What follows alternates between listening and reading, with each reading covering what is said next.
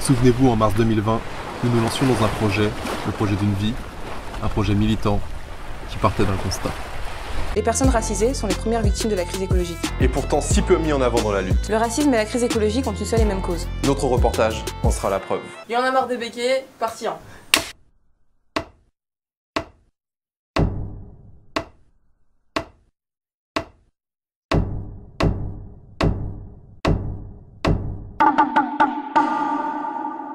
Donc c'était en temps d'esclavage moderne finalement. Ça c'était moderne, mais c'est dans l'esclavage. Donc ils vivaient dans des conditions infrahumaines, sans eau, sans lumière pour apprendre leurs leçons, mais en plus ils travaillaient enfants esclaves jusqu'en 1974. Jusqu'en 1974, c'était des enfants esclaves. C'est inadmissible, après tant d'années de labeur, qu'on ne voyait plus toucher 400, 500, voire les plus chanceux 700 euros. Alors je me dis ça c'est une injustice.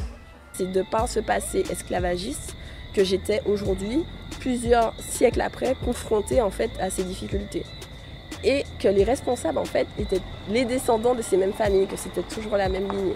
La banane qui a été produite avec le chlordécone n'a pas nourri le peuple guadeloupéen ou martiniquais. Les efforts de 600 producteurs indépendants et de leurs 6000 salariés portent leurs fruits, lol. Nous pouvons être fiers de notre patrimoine naturel, bananes de Guadeloupe et de Martinique, avec bien évidemment une belle petite campagne de greenwashing comme on aime. Que font les autres formes d'agriculture? Eh ben, c'est illogique, parce qu'on est en train de puiser les ressources énergétiques sans compter, et ceci s'épuise, et nous, on n'a toujours pas réfléchi à faire comment, à faire sans. Comment on va faire ça? On n'a toujours pas commencé à réfléchir à ça. Il n'y a pas d'eau, c'est pas d'aujourd'hui, hein. C'est pas d'aujourd'hui, ni pendant le confinement. C'est-à-dire que ça fait longtemps qu'il n'y a pas d'eau comme ça. On boit tous des pesticides, on boit tous des poisons.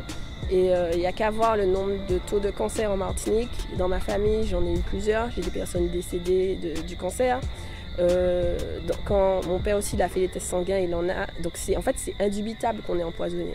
Il faut reprendre le contrôle sur ses décisions sur son territoire en matière alimentaire, ne serait-ce qu'alimentaire, parce qu'en fait, il en va de ta survie à certains niveaux et du développement économique de ton île. Nous dit bon, comme il y a pour nous, alors nous-mêmes, qu'à mettre nous en grève là. Comment on peut construire un pays avec des révolutionnaires et puis qui ne veulent pas sacrifier un dimanche? Nous sommes là, déterminés, effectivement, engagés à récupérer les terres de notre grand-père.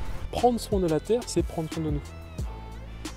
Prendre soin de la terre, c'est prendre soin de nous. Et c'est une façon de récupérer nos corps.